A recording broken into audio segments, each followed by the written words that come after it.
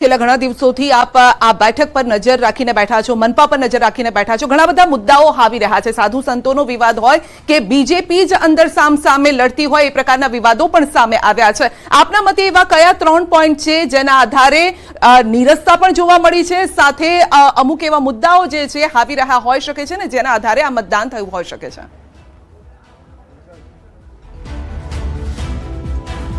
બિલકુલ સંધ્યા, જે ચૂંટણીને લઈને જે મતદાન જે થયું અને જે મતદાનમાં મતદારોનો જે નીરસતા જે જોવા મળી ને તેમાં અલગ અલગ મુદ્દાઓ જે છે તે પણ જે છે તે જાણવા જરૂરી છે. અને ખાસ કરીને એ પણ હું આપને જણાવીશ કે જ્યારે મતદાનનો દિવસ હતો ને એ દિવસે લગ્નસરાની મોસમ હતી, એટલે સ્વાભાવિક છે કે લગ્ન પ્રસંગમાં પણ લોકો જે છે અટવાયેલા રહ્યા હોય અને તેઓએ મતદાનથી દૂર રહ્યા હોય.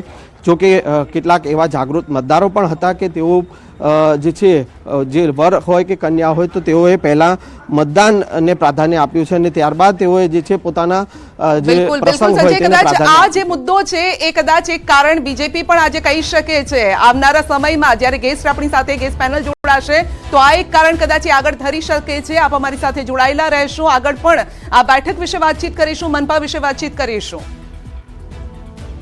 અને હવે વાત વલસાડની. વલસાડ જિલ્લાની 3 પાલિકાની મતગણતરી થશે. વલસાડ પાલિકાના 11 વોર્ડ, 44 બેઠક. વોર્ડ નંબર 8માં ભાજપ 7 બેઠક પર બિનહરીફ, તો ભાજપના 4 ઉમેદવાર બિનહરીફ. વોર્ડ નંબર 9માં ભાજપનો 1 ઉમેદવાર બિનહરીફ. વોર્ડ નંબર 10માં ભાજપના 2 ઉમેદવાર બિનહરીફ. વલસાડ પાલિકાની 44 બેઠકમાંથી 7માં થયું હતું મતદાન.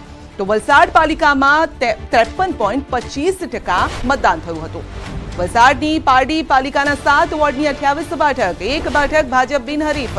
27 બેઠક પર મતગણતરી. પારડીમાં ભાજપ અને કોંગ્રેસ વચ્ચે સીધી ટક્કર છે. પારડી પાલિકામાં 64.5% મતદાન થયું હતું. તો વલસાડની ધરમપુર પાલિકાના 6 વોર્ડની 24 બેઠક. ધરમપુર પાલિકામાં 1 પણ બેઠક બિનહરીફ નહીં.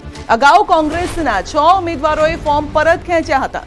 ધરમપુર પાલિકામાં 66.44% મતદાન થયું હતું. વલસાડની 2 તાલુકા પંચાયતની 3 બેઠક પર પેટા ચૂંટણી. ઉમરગામ તાલુકા પંચાયતની કસાણા 1 બેઠક પર મતગણતરી. ઉમરગામ તાલુકા પંચાયતની સરીગામ 2 બેઠક પર મતગણતરી. કપરાડા તાલુકા પંચાયતની જે બેઠક છે ઘોટણ બેઠક પર મતગણતરી.